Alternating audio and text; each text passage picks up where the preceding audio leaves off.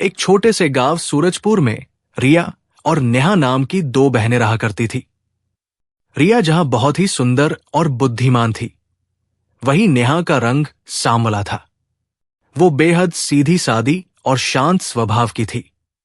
पूरी कहानी जानने के लिए वीडियो को आखिर तक जरूर देखें, लेकिन पहले वीडियो को लाइक करें, चैनल को सब्सक्राइब करें और कमेंट में अपना नाम और अपने शहर का नाम लिखना ना भूले दोस्तों। दोनों एक गरीब किसान की बेटियां थी। उनकी मां और पिता सबसे ज्यादा प्रेम रिया से करते थे, क्योंकि वो हमेशा उनकी आंखों का तारा बनी रहती थी। नेहा को अक्सर नजरअंदाज कर दिया जाता, लेकिन वो कभी शिकायत नहीं करती। एक दिन रिया के पिता रामेश्वर खेत से थकेहारे घर लौटे। घर पहुंचते ही उन्होंने अपनी पत्नी सीता से कहा, सीता, सुनो तो, हमारी बेटी रिया की सुंदरता के चर्चे तो दूर दूर तक के गांवों में फैलने लगे हैं।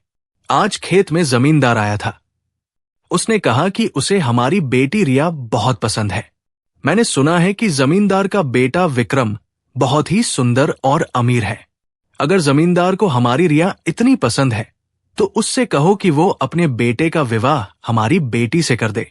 रामेश्वर उदास होकर बोले, हमने भी जमींदार से यही बात कही थी, लेकिन उसने कहा कि अगर मैं भी उसकी तरह धनवान होता तो वो रिया को जरूर अपनी हवेली की बहू बनाता। हम गरीब हैं, इसलिए ये मुमकिन नहीं। ये सुनकर सीता भी उदास हो गई। वो सोचने लगी कि उनकी गरीबी कब दूर होगी।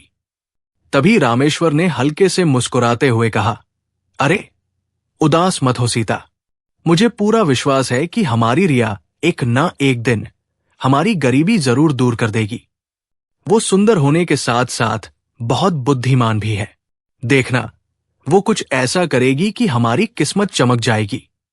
सीता के चेहरे पर भी मुस्कान आ गई। वो सोचने लगी कि शायद रामेश्वर की बात सही हो। उसी समय रामेश्वर की दूसरी बेटी नेहा पानी लेकर आई।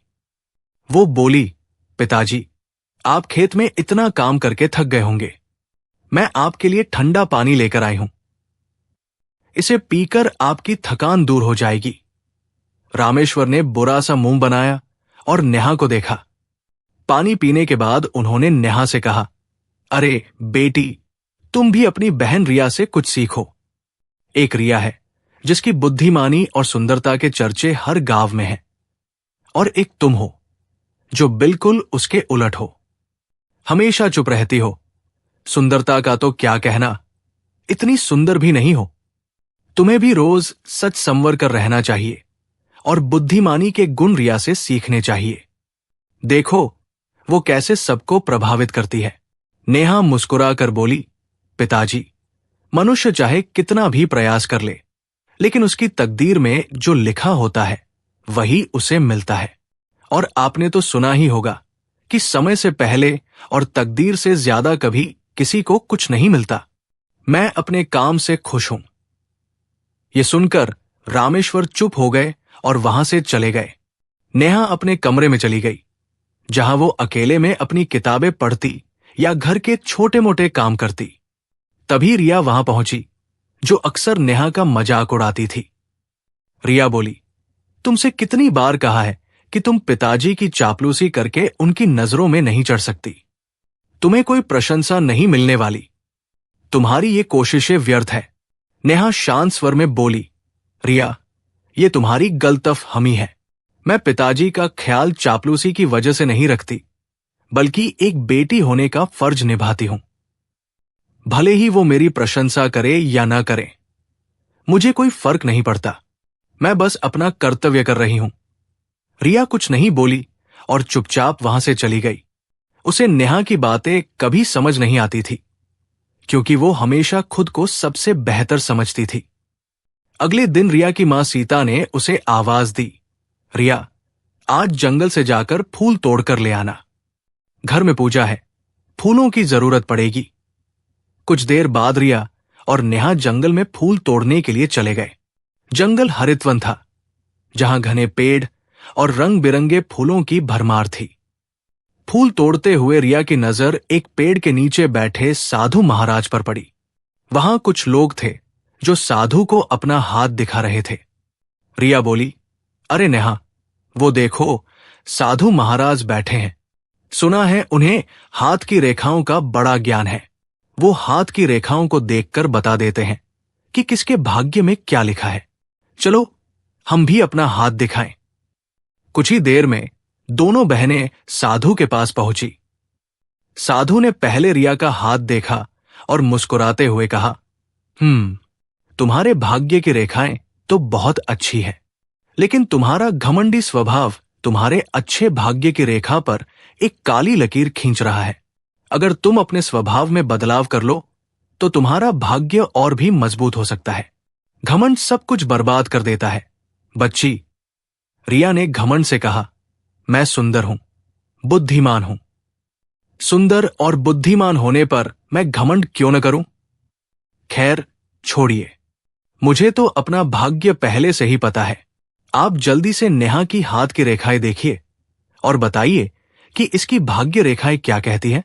साधु बोले, लगता है बच्ची, तुम्हें अपने भाग्य से ज्यादा अपनी बहन के भाग्य के बारे में जानने की इच्छा है ना? लाओ नेहा, अपना हाथ दिखाओ। इतना कहकर साधु ने नेहा का हाथ देखा। कुछ देर बाद वो बोले, आह, अद्भुत अद्भुत, तुम्हारे हाथ की रेखाएं तो बहुत कुछ कह रही है। बच्ची, तुम्हारा स्वभाव तुम्हें एक दिन बहुत ऊंचे मुकाम पर लाकर खड़ा कर देगा। तुम्हारी सादगी और अच्छाई तुम्हें बड़ा इनाम देगी। नेहा ने अपना हाथ वापस खींच लिया और बोली, साधु महाराज, मैं केवल एक बात पर विश्वास करती हूं। मेरी तकदीर में जो भी लिखा होगा वो मुझे मिलकर रहेगा, और समय से पहले और तकदीर से ज्यादा कभी किसी को कुछ नहीं मिलता।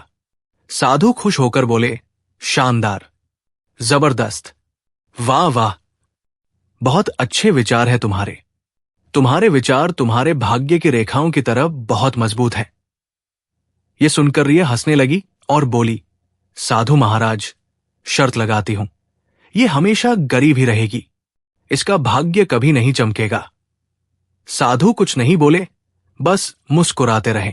कुछ देर बाद दोनों बहनें फूल लेकर अपने घर लौट आई। नेहा अपने कमरे में चली गई, जहां वो अकेले में सोचती रही कि जीवन में धैर्य कितना महत्वपूर्ण है। जबकि रिया ने सारी घटना अपनी मां और पिता को बताई। रामेश्वर बोले, अरे बेटी, अगर तुम अपना हाथ साधु महाराज को न भी दिखाती तब भी हमें पता था कि तुम्हारा भाग्य बहुत ऊंचा होगा, क्योंकि तुम इस गांव की सबसे सुंदर और सबसे बुद्धिमान लड़की हो। सीता बोली, अरे मेरी प्यारी बिटिया, आय हाय हाय, किसी की नजर न लग जाए। रिया घमंड से मुस्कुराई और वहां से चली गई। उसे लगता था कि वो दुनिया की सबसे भाग्यशाली है। अगले दिन सीता ने अपनी दोनों बेटियों से कहा, रिया, नेहा, आज फिर हरितवन जंगल से फूल ले आओ। आज पूजा है और फूलों से घर सजाना है। कुछ देर बाद रिया और नेहा जंगल की ओर चली गई और फूल तोड़ने लगी। जंगल में चारों तरफ हरी भरी हरियाली थी और पक्षियों की चहचहाहट सुनाई दे रही थी। तभी अचानक रिया की नजर एक पेड़ पर बैठे हुए एक विचित्र पक्षी पर पड़ी, जो दोनों बहनों को घूर रहा था। नेहा बोली, अरे रिया, वो देखो, वो पक्षी कितना अजीब है। ऐसा पक्षी हमने कभी यहां नहीं देखा। रिया बोली, हां, और ये तो हमें ऐसे देख रहा है जैसे हमें अच्छी तरह जानता हो। नेहा के इतना कहते ही वो पक्षी मनुष्य की आवाज में बोल उठा, मैं कोई साधारण पक्षी नहीं हूं, मैं एक मायावी पक्षी हूं। यह सुनकर दोनों बहनें चौंक गई। पक्षी ने कहा, अगर तुम दोनों मेरी एक पहेली का अपनी बुद्धिमानी से सही उत्तर दे दोगे तो मैं तुम्हें एक ऐसी जादुई वस्तु दूंगा जिससे तुम्हारा भाग्य बदल जाएगा। ये वस्तु तुम्हारी जिंदगी को हमेशा के लिए बदल सकती है। रिया तुरंत खुश हो गई और बोली, हां, पूछो पहेली। लेकिन नेहा शांत मुस्कान के साथ बोली, मुझे तुम्हारी पहेली जानने में कोई दिलचस्पी नहीं। मेरा भाग्य इतना कमजोर नहीं कि एक पहेली से बदल जाए। जो मेरी तकदीर में लिखा है वही मिलेगा। मैं अपनी मेहनत और धैर्य पर भरोसा करती हूं। पक्षी कुछ देर नेहा को देखता रहा, जैसे उसकी बातों से प्रभावित हो। फिर रिया की ओर मुड़ा और बोला, क्या तुम्हारे भी यही विचार है? रिया बोली, मेरी बहन मूर्ख है। उसकी मूर्खता के चर्चे पूरे गांव में हैं। वो मौके का फायदा उठाना नहीं जानती। लेकिन मैं जानती हूं, मैं अपने गांव की सबसे बुद्धिमान लड़की हूं। तुम अपनी पहेली पूछो, मैं जरूर सही उत्तर दूंगी। पक्षी बोला, तो सुनो, मैं बिना पंख के उड़ता हूं, बिना पैर के चलता हूं, बिना मुंह के बोलता हूं, बिना शरीर के दुनिया हिला देता हूं। बताओ, मैं कौन हूं? रिया ने सोचा और बोली, इस पहेली का उत्तर है हवा। क्योंकि हवा बिना पंख उड़ती है, बिना पैर चलती है, बिना मुंह के आवाज पैदा करती है और तूफान बनकर दुनिया हिला देती है। पक्षी बोला, वाकई तुम बहुत बुद्धिमान हो। अगले ही पल रंग बिरंगी किरणों के साथ रिया के सामने एक पत्थर प्रकट हुआ। पक्षी बोला, ये लो, ये एक जादुई पत्थर है। याद रखना, इसका इस्तेमाल केवल एक बार कर सकती हो। सिर्फ एक बार किसी भी वस्तु को सोने में बदल सकती हो। उसके बाद यह पत्थर गायब हो जाएगा। इतना कहकर मायावी पक्षी रंग बिरंगी किरणों में गायब हो गया। रिया खुश होकर पत्थर उठाकर नेहा के साथ घर लौटी और सारी घटना अपने माता पिता को बताई। रामेश्वर बोले, अरे वाह वाह, मेरी बेटी, तुम तो कमाल हो। आय हाय हाय, मेरी बिटिया रानी, नजर न लगे। सीता बोली, देख नेहा, अगर तू भी पहेली सुलझाती तो तेरे पास भी पत्थर होता, लेकिन तू है एक नंबर की मूर्ख। क्या कहूं, अब मैं समझा समझा के थक गई। नेहा बोली, पिताजी, मुझे अपनी तकदीर पर पूरा भरोसा है। मुझे किसी जादू की जरूरत नहीं। रिया बोली, पिताजी, रहने दीजिए। अगर इससे पहले पहेली पूछी जाती तो ये उत्तर ही नहीं दे पाती। रामेश्वर बोले, बेटा रिया, अब ये बताओ कि किस चीज को सोने का बनाया जाए ताकि हम बहुत अमीर बन जाएं। सोचो अच्छे से। रिया गहरी सोच में डूब गई और बोली, पिताजी, आप ऐसा कीजिए, घर की सारी कीमती वस्तुएं बेच दीजिए। उनसे जो सिक्के मिलेंगे उन्हें एक बड़े बक्से में भर दीजिए। मैं एक ही बार में उस बक्से और सारे सिक्कों को सोने में बदल दूंगी। इस तरह हम बहुत ज्यादा सोना पा जाएंगे। रामेश्वर बोले, वाह वाह, आय हाय हाय, नजर न लगे मेरी बुद्धिमान बेटी को। हां, यही करूंगा। रामेश्वर ने तुरंत घर का सामान बेच दिया, बहुत सारे सिक्के लेकर बक्से में भर दिए और रिया को दे दिया। रिया ने पत्थर उठाकर बक्से को छुआ और बोली, मैं चाहती हूं कि यह बक्सा और इसके अंदर की हर वस्तु सोने की बन जाए। अगले ही पल रंग बिरंगी किरणों के साथ बक्सा सोने का बन गया और पत्थर गायब हो गया। रिया ने बक्सा खोला तो अंदर के सारे सिक्के सोने के सिक्कों में बदल चुके थे। रामेश्वर बोले, वाह मेरी पुत्री, तेरी वजह से हम अमीर बन गए। आय हाय हाय, नजर न लगे मेरी बिटिया रानी को। रिया बोली, पिताजी, अब आपकी गरीबी के दिन दूर हो गए। हम अब खुशहाल जीवन जी सकते हैं। लेकिन रामेश्वर ने गुस्से से नेहा को देखा और बोला, हां, गरीबी तो दूर हो गई, लेकिन तू इस बक्से से दूर ही रहना। ये बक्सा रिया का है। इन सोने के सिक्कों पर उसी का अधिकार है, समझ लेना। सीता बोली, अरे, बड़ी बुद्धिमान है मेरी बिटिया रानी, नजर न लगे इसको। नेहा चुप रही और वहां से चली गई।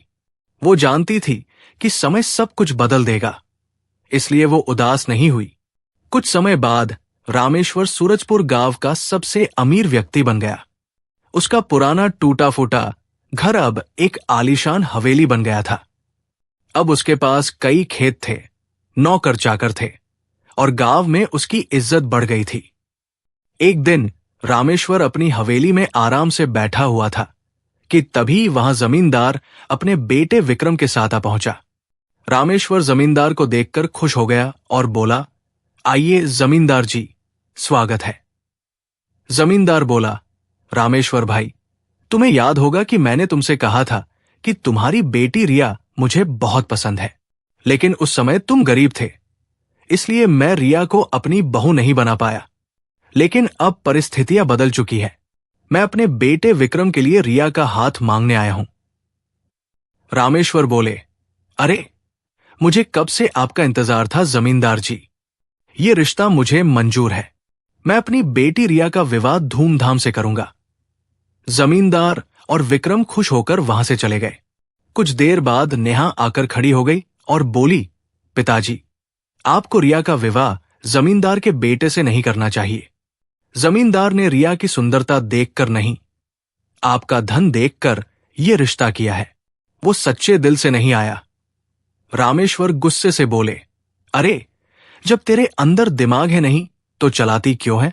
कितनी बार कहा है कि इन सब मामलों में दखल मत दिया कर। फालतू की राय किसी ने नहीं मांगी तेरी। अपने काम से काम रख। इतने में रिया वहां आ गई और बोली, ये क्यों नहीं कहती कि तू जल गई है? मेरा रिश्ता ऊंचे घराने में हो रहा है, इसलिए तुझसे बर्दाश्त नहीं हुआ। नेहा बोली, रिया, तुम कैसी बातें कर रही हो? मैं तुम्हारी सगी बहन हूं। तुम्हारी खुशी देखकर मैं खुश होती हूं। मैं तुमसे क्यों जलूंगी? मैं तो बस तुम्हारे भले की सोच रही हूं। रिया बोली, क्योंकि न तुम मुझसे ज्यादा सुंदर हो, न ज्यादा बुद्धिमान। और अब तुम सह नहीं पा रही कि जमींदार खुद रिश्ता लेकर आया है। नेहा बोली, गलतफहमी का कोई इलाज नहीं होता। अगर तुम ऐसा ही सोचती हो तो मैं क्या कर सकती हूं? नेहा चुपचाप वहां से चली गई, लेकिन उसके मन में कोई कड़वाहट नहीं थी। कुछ समय बाद रिया का विवाह विक्रम के साथ धूमधाम से संपन्न हुआ। पूरा गांव जश्न में डूबा था। रिया जमींदार की हवेली में चली गई, जहां वो रानी की तरह रहने लगी। समय बीतता गया। एक दिन सीता ने रामेश्वर से कहा, अब नेहा का क्या करेंगे? वो भी जवान हो गई है, उसके लिए भी कोई अच्छा वर तलाशना होगा। रामेश्वर बोले, अब जमींदार तो रिया के लिए खुद आया था, लेकिन नेहा के लिए तो अभी तक कोई रिश्ता आया ही नहीं। और आएगा भी कैसे? एक तो वो बहुत साधारण दिखती है, दूसरा बुद्धिमान भी नहीं है रिया जैसी। क्या करूं इसको? वो दोनों नहीं जानते थे कि नेहा उनकी हर बात सुन रही थी। उसका मन उदास हो गया, लेकिन वो चुप रही। अगले दिन नेहा चुपचाप घर से निकलकर हरितवन जंगल की ओर चली गई। वो एक पेड़ के नीचे बैठकर रोने लगी और सोचने लगी, अगर मेरी तकदीर में अच्छा वर लिखा होगा तो वो मुझे जरूर मिलेगा। मुझे किसी से शिकायत नहीं। तभी उसकी नजर एक तालाब के किनारे पड़ी, जहां एक घायल युवक गिरा हुआ था और एक नकाबपोश तलवार से उस पर वार कर रहा था। नेहा बोली, हे भगवान, इसकी जान तो खतरे में है। वो पूरी ताकत से दौड़ी और नकाबपोश को जोर से धक्का दे दिया। नकाबपोश तालाब में गिरा और चीखते हुए बोला, मुझे तैरना नहीं आता। कुछ ही पल में उसकी आवाज शांत हो गई। नेहा तुरंत घायल युवक के पास पहुंची, जो खून से लथपथ पड़ा था।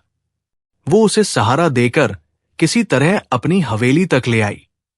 रामेश्वर बोले, अरे, ये कौन है नेहा? कहां से पकड़ लाई इसको? नेहा बोली, पिताजी, ये जंगल में घायल पड़ा था। एक नकाबपोश इसे मार रहा था। अगर मैं देर कर देती तो ये मर जाता। रामेश्वर बोले, क्या पागल हो गई हो? तुमने उस नकाबपोश को धक्का दे दिया। न जाने वो कौन था और ये व्यक्ति कौन है। सीता बोली, मां, अच्छाई और बुराई पहचानने की समझ मुझ में है। वो नकाबपोश दुष्ट था। अगर मैं उसे न रोकती तो वो इस युवक को भी मार देता और शायद मुझे भी। रामेश्वर ने मुंह बनाया और बोला, अरे, मेरे पास और कोई काम नहीं है क्या? मैं सड़क पर पड़े लोगों की सेवा करूंगा। तुम लाई हो, किसी कमरे में लेटा दो और वैद्य जी को बुला लाओ। मुझसे कोई उम्मीद मत करो, अब वही उसके जख्मों को ठीक करेगा। पता नहीं कहां से ले आई इसको। नेहा चुपचाप युवक को उठाकर एक कमरे में ले गई और तुरंत एक वैद्य को बुलवा लिया। वैद्य बोला, बाप रे, ये तो बहुत बुरी तरह घायल है। देखो, मैं इसके घाव ठीक करने के लिए तुम्हें कुछ जड़ी बूटियां दे रहा हूं, लेकिन ध्यान रखना, अगर तुमने जरा सी भी लापरवाही की तो इसकी जान जा सकती है। ये भी किसी का बेटा होगा, किसी का भाई होगा। नेहा बोली, मैं इसे बचाने का पूरा प्रयास करूंगी। वैद्य के जाने के बाद नेहा दिन रात उसकी सेवा में जुट गई। वो समय पर दवा देती, घाव साफ करती और उसे आराम दिलाती। कुछ दिनों बाद युवक होश में आ गया। नेहा बोली, तुम्हारा नाम क्या है? युवक बोला, हाँ, मुझे याद आ गया। जब वो नकाबपोश मेरे ऊपर वार कर रहा था, तब तुमने ही मुझे बचाया था। मेरा नाम अर्जुन है। मैं एक गरीब व्यक्ति हूं। वो नकाबपोश एक डाकू था जो मेरा धन छीनने का प्रयास कर रहा था। मैं राज्य में मजदूरी करके अपने गांव जा रहा था कि तभी उसने मुझे घेर लिया। उसके बाद की कहानी तो तुम जानती हो। नेहा बोली, चलो, अच्छा है कि तुम्हारी जान बच गई। अब तुम आराम करो। कुछ दिन बाद अर्जुन पूरी तरह स्वस्थ हो गया, लेकिन नेहा मन ही मन उससे प्रेम करने लगी थी। उसकी सादगी और अच्छाई ने अर्जुन को भी प्रभावित किया था। एक दिन रामेश्वर अर्जुन से बोला, भाई, मेरी बेटी नेहा ने बताया कि तुम एक गरीब मजदूर हो और मजदूरी करके लौट रहे थे। डाकू तुम्हारा धन छीनना चाहता था। अब जब तुम ठीक हो गए हो तो अपने घर वापस कब जा रहे हो, या यही रहने का इरादा है? अर्जुन बोला, नहीं, मैं आज ही निकल जाऊंगा। माफ कीजिएगा, लेकिन जाने से पहले आपसे एक बात करना चाहता हूं। रामेश्वर बोले, हां, बोलो। अर्जुन बोला, देखिए, मुझे आपकी बेटी नेहा से प्रेम हो गया है। मैं नेहा का हाथ आपसे मांगना चाहता हूं। मैं उससे मन ही मन प्रेम करने लगा हूं। यह सुनकर रामेश्वर चौंक गए। उनकी नजरें नेहा पर टिक गई। नेहा बोली, मैंने अर्जुन की लंबे समय तक सेवा की है। मैं भी अर्जुन से प्रेम करने लगी हूं। मुझे अर्जुन से विवाह करने में कोई आपत्ति नहीं। रामेश्वर गुस्से से बोले, अरे, तुझमें बुद्धि बिल्कुल नहीं है क्या? पागल हो गई है? एक साधारण मजदूर है ये, अपना पेट नहीं पाल पाता। डाकू इसके पीछे पड़े हैं। सारा जीवन गरीबी में कटेगा। प्रेम हो गया है, प्रेम हो गया है। नेहा बोली, मुझे अपनी तकदीर पर पूरा भरोसा है पिताजी, कर दीजिए विवाह। सीता बोली, वैसे भी इसके लिए अच्छे रिश्ते नहीं रहे। जीवन भर कुंवारी बैठने से बेहतर है कि ये किसी मजदूर के ही साथ बंध जाए। अर्जुन और नेहा का विवाह मंदिर में साधारण तरीके से कर दिया गया। रिया विवाह के वक्त भी नेहा का मजाक उड़ाती रही और बोली, देखो, गरीब मजदूर से शादी कर रही है। नेहा चुप रही, आंसू संभालती हुई अर्जुन के साथ निकल पड़ी। अर्जुन बोला, क्यों नेहा, कहीं तुम्हें अपने फैसले पर पछतावा तो नहीं हो रहा? नेहा बोली, बिल्कुल नहीं, मुझे तुम पर भरोसा है। कुछ देर बाद अर्जुन उसे गहरे जंगल से होते हुए राजनगर राज्य की ओर ले गया। वहां एक विशाल महल था। नेहा हैरान हो गई। तभी एक सैनिक भागता हुआ आया और बोला, राजकुमार, राजकुमार, हमने आपको कहां कहां नहीं ढूंढा। आपको जीवित देखकर हमें कितनी खुशी हो रही है। आइए। नेहा स्तब्ध रह गई। उसकी सांसें थम गई। अर्जुन बोला, हां, मैं राजकुमार हूं। राजकुमार अर्जुन। और जो नकाबपोश मुझे मार रहा था, वो मेरा मंत्री था। उसने छल से मेरे पिता की हत्या कर दी और मुझे भी मारने आया था। नेहा, अगर तुम न होती तो वो अपने मकसद में सफल हो जाता। तुमने मेरी जान बचाई। नेहा चौंक कर बोली, तो आपने मुझे पहले क्यों नहीं बताया? राजकुमार अर्जुन मुस्कुराते हुए बोला, मैं देखना चाहता था कि तुम्हारे मन में मेरे प्रति सच्चा प्रेम है या नहीं। लेकिन तुम्हारे मन में मेरे प्रति सच्चा प्रेम था, क्योंकि तुमने बगैर ये जाने कि मैं राजकुमार हूं, मुझसे विवाह करने के लिए हामी भर दी। जबकि मैंने तुम्हें बताया था कि मैं एक गरीब व्यक्ति हूं, मजदूर हूं। डाकू मेरे पीछे पड़े हैं। मुझे एक ऐसी ही लड़की की तलाश थी जो मुझसे प्रेम करे, न कि राजकुमार से, जिसके पास राजपाट, धन दौलत है। जो मेरे दिल से प्रेम करे, वो मुझे चाहिए थी। और वो तुम हो, नेहा। नेहा की आंखों में आंसू आ गए। वो खुशी से भर गई। कुछ समय बाद राजकुमार अर्जुन नेहा को उसके घर लेकर आया। सैनिकों को देखकर रामेश्वर और सीता दंग रह गए। इत्तेफाक से वहां रिया भी थी। अपने पति के साथ कुछ दिन घर पर रहने आई थी। नेहा ने अपने परिवार वालों को सारी घटना बताई और बोली, पिताजी, मैं कहती थी ना, अगर मेरी तकदीर में अच्छा लिखा होगा तो वो मुझे मिलकर रहेगा। रिया को अपने किए पर शर्म आने लगी। रामेश्वर को अपनी गलती का एहसास होने लगा। तभी रंग बिरंगी आभा के साथ वही साधु प्रकट हुआ जिसने दोनों बहनों की हाथ की रेखाएं देखी थी। साधु बोला, पक्षी के रूप में मैं ही था। मैंने तुम दोनों की परीक्षा ली थी। मैंने कहा था ना रिया, अगर तुम अपने स्वभाव को बदल लोगी तो तुम्हारा भाग्य और आगे जाएगा। लेकिन तुमने नहीं माना। इसके विपरीत नेहा ने अपना स्वभाव अच्छा रखा। घायल युवक की सच्चे मन से सेवा की, ये जाने बिना कि वो एक राजकुमार है। और देखो, वो एक राजकुमारी बन गई। इतना कहकर साधु उसी तरह गायब हो गया। कुछ दिनों बाद नेहा अपने पति राजकुमार अर्जुन के साथ अपने महल लौट गई। नेहा की तकदीर ने सच साबित कर दिया कि समय से पहले और तकदीर से ज्यादा किसी को कभी कुछ नहीं मिलता। अगर ये कहानी आपके दिल को छू गई हो तो वीडियो को लाइक करें और ऐसी ही भावुक प्रेरणादायक कहानियों के लिए चैनल के सब्सक्राइब करके बेल आइकॉन जरूर दबाएं। मिलते हैं अगली कहानी में। पूरा परिवार अब नेहा की अच्छाई से सीख ले चुका था और गांव में नेहा की कहानी एक मिसाल बन गई कि सादगी और धैर्य हमेशा फल देते हैं।